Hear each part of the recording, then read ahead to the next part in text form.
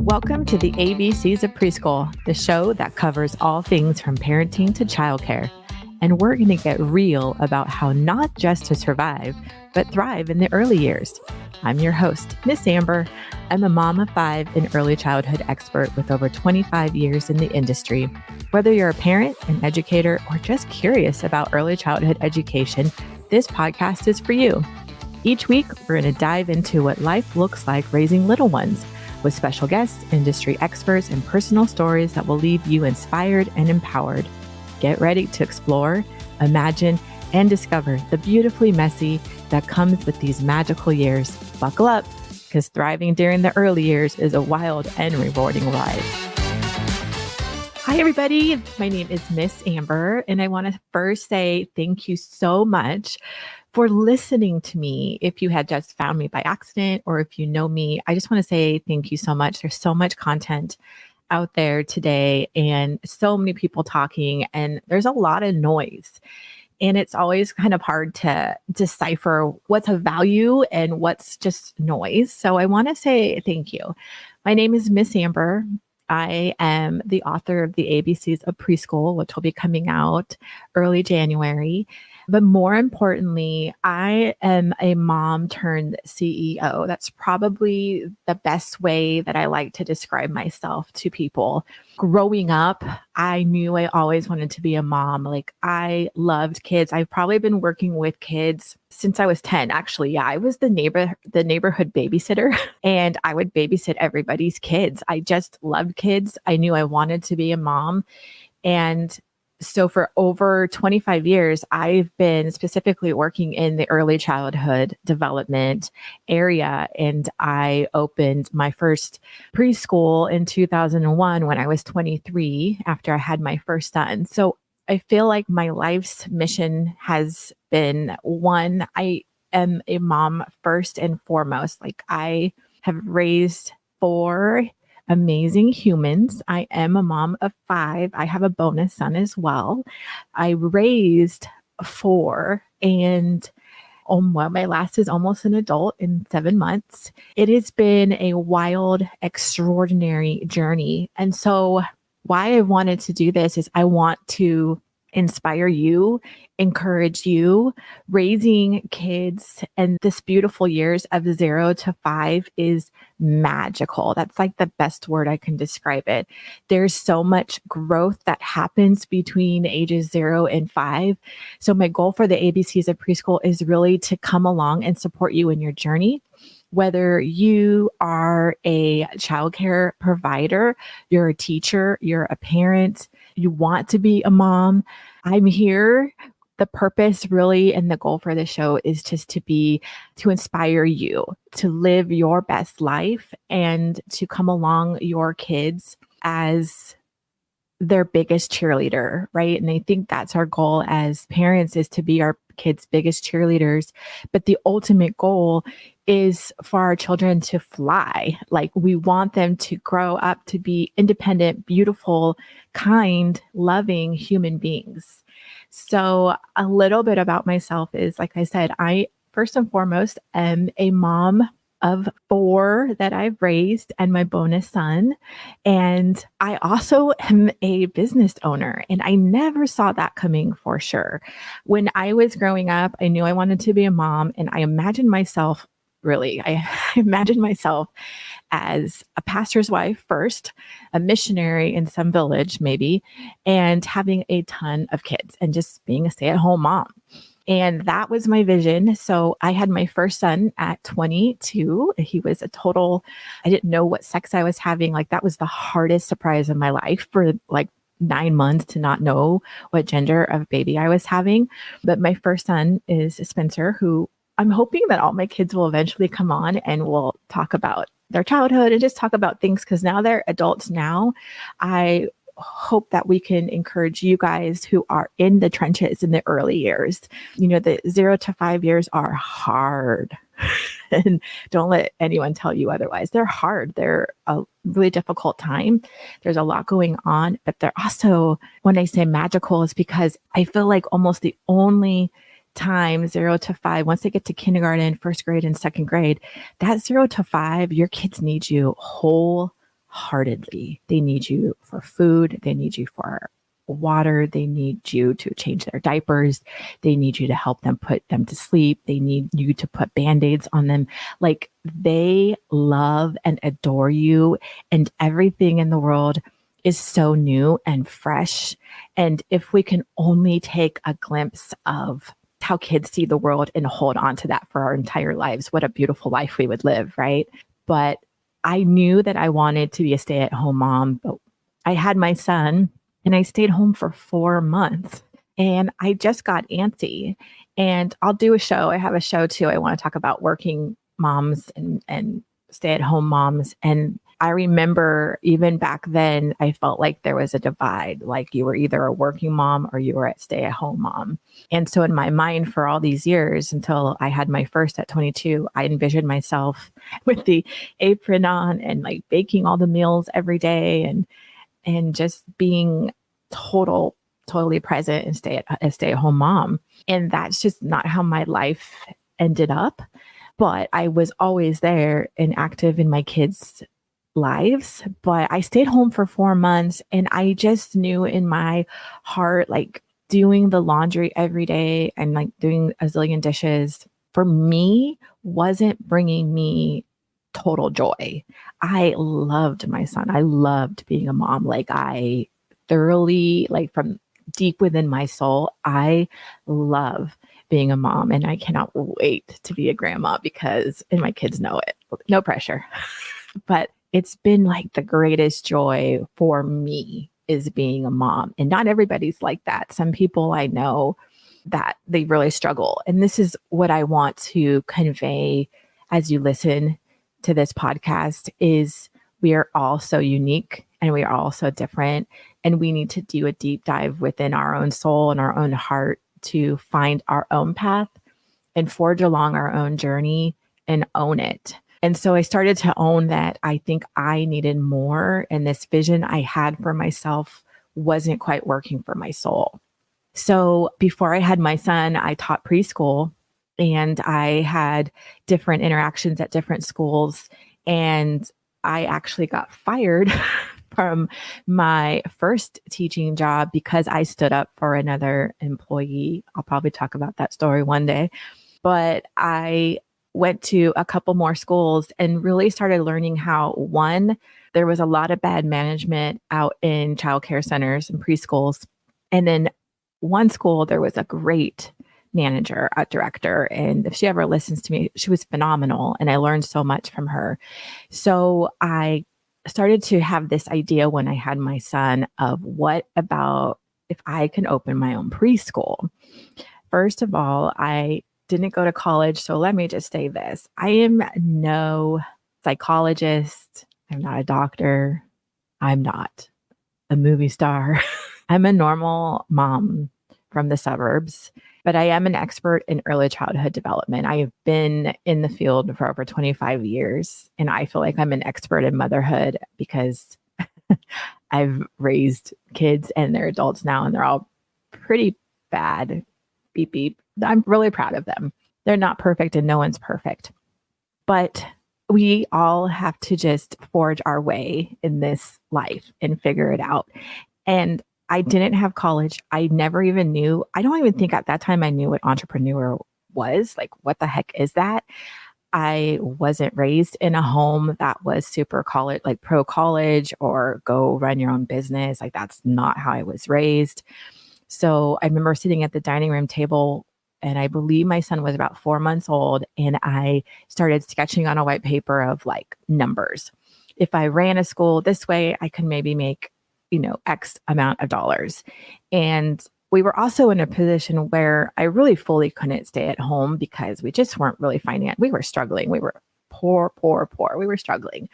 So I just felt this need and desire to be financially independent. And I wanted to bring money into the family to help pay our bills, but it also felt like I needed a little bit bigger of a purpose. I had my role as mom and I had a role as wife, got married at 19, and we'll talk a lot about that. and I wanted ownership of something. And so lo and behold, over weeks of talking, my school was born. And back then it was called Smart Start Preschool. And I went through licensing and we transformed our living room into a classroom. And I was working at a gym, like a really high-end gym at that time. And because I knew I needed to go back to work, I just needed something. So I got to bring my son and I worked in the childcare at this really high-end gym. And this little seed of an idea of this school, of starting my own school, I put the time and effort in and I started watering that seed and it started turning into something really cool.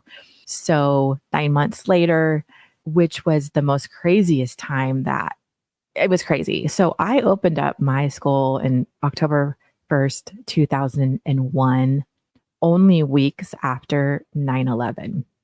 So I was early pregnant with my second. So my oldest son was 7 months when I found out I was pregnant with baby number two. So I was early pregnant, opening up, and I had no idea what I was doing. I literally, like I tell you, I am like mom turned CEO. I just had to learn everything. And really back then the internet it wasn't like it is today. It just wasn't. So had a new baby who was 7 months old, almost 8. I was pregnant with my second. I was in the midst of opening up my own preschool. We began building a classroom off our living room. So in the living room temporarily, I took out all the living room furniture and I made a classroom. And I specifically didn't want it to be called a daycare. I wanted it to be a preschool because I wanted a curriculum and I wanted it to be organized. And then 9/11 happened. And if you were around, if you remember that, it was crazy. It was scary. It was like, what's happening to our world? And here I am 4 weeks, like trying to launch a business. So I did move forward. I just kept moving forward with that goal. And I opened in October of 2001. And I had 4 kids who were paying and 2 who were free. And I just ran with it. And my son was in the mix. And 6 months later, it grew to 48 kids. I had staff. And it just moved from there and got bigger and bigger centers. And I've just been doing this now for my oldest is going to be 23 in a few weeks. So I've been doing this since I was 23, running my centers. So I know childcare in and out, and I know little ones like the back of my hand. I love them. It's just in me. And there's been a few times where I've tried to step away, but I've always come back to this, to loving on little ones, building up women around me who are teachers. I love creating jobs. I love encouraging people. And this podcast is going to be real and raw. And I've been through a lot in my life, just as you've been through a lot. I believe that, well, one, I'm not sure why we end up here.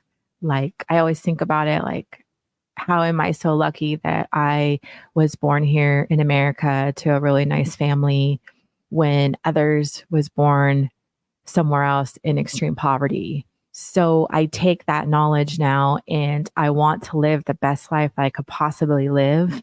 And I don't take anything for granted. And I've been through a lot of health stuff too in my life. So I've been through cancer. I just had brain surgery a year ago. We'll talk about that. And it's been 7 days and post-op from my last surgery. And I'll share more all about that.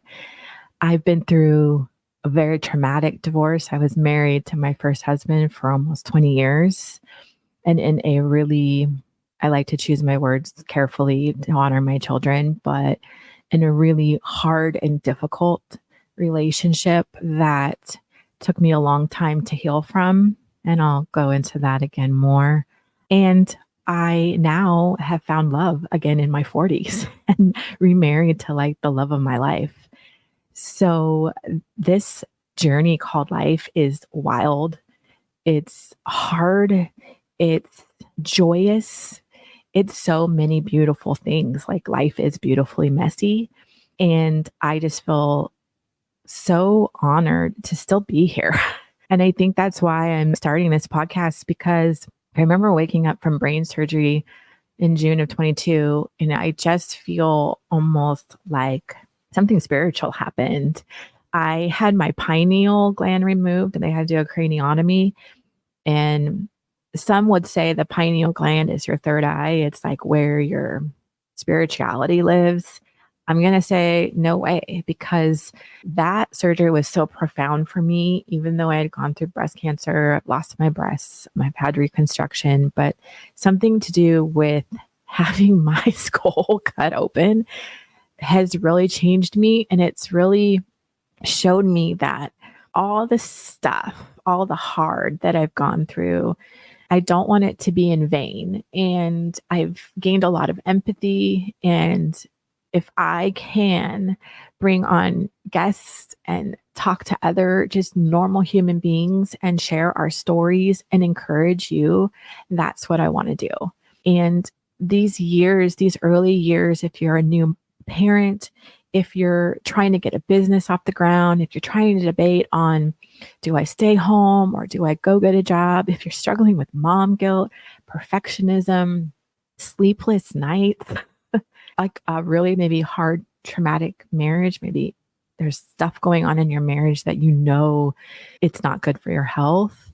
If you're struggling with divorce or just wherever you are, there's been other people in your place. And I just want to be an encouragement, because as a parent, these early years are magical, but they're really difficult. And sometimes you can feel absolutely alone, even though you have an amazing tribe that you can call, because a lack of sleep, it's hard to function when you can't sleep either. So I want to be here. I want to be here to help and inspire, and like potty training and sleep training. There's so many things to cover that hopefully I can bring you a little bit of joy, a little bit of real talk, raw talk every week. So that's just a little bit about me. I'm a mom. My kids are now grown. My youngest, my daughter, is going to be turning 18 in June. And now on the other side, it's so amazing to be like their friend. I'm still a mom, but it's more of a different kind of mothering when they're older versus when they're little and you're in the trenches. So you're in the trenches and you've got this. And if you're a childcare owner and teacher, I've got good stuff for you too, because entrepreneurship is hard too. We're going to cover all of it on this show. We're going to cover the hard, the good, the light, the dark, all of it, because that is life. You know, that yin yang symbol, I don't know why, but like a couple years ago, it just really, really hit me looking at that symbol, and never really thought about it too much. But in this life, we're always going to have the light and we're always going to have the dark. We cannot have one without the other. And life's going to bring us mountains and valleys, and it's going to be on a cycle of repeat. I think for a long time, I really thought, oh, if I could just get to this point, I'll be happy. Or if I can get to this point, things will be settled. But that's not how life works. I'm honest. I mean, life is going to be constantly a series of good and bad times. And I think it's up to us on how we handle those times. So welcome to the ABCs of Preschool. My name is Miss Amber. I'm a mom, entrepreneur, and today officially a podcaster. And my goals and hope for this show is just to come along with you on this journey that I call life. And I typically refer to it as this beautifully messy life. Cheers to life. And may you have an amazing and beautiful week ahead. Wish it, dream it, do it. Whatever your dreams are, they can be obtained. Thanks for listening to the ABCs of Preschool podcast. Please like and subscribe so you never miss an episode. Visit our website at thelovingstartway.com and follow me on Instagram at thelovingstartway. Thanks and see you next time. Have a fabulous week.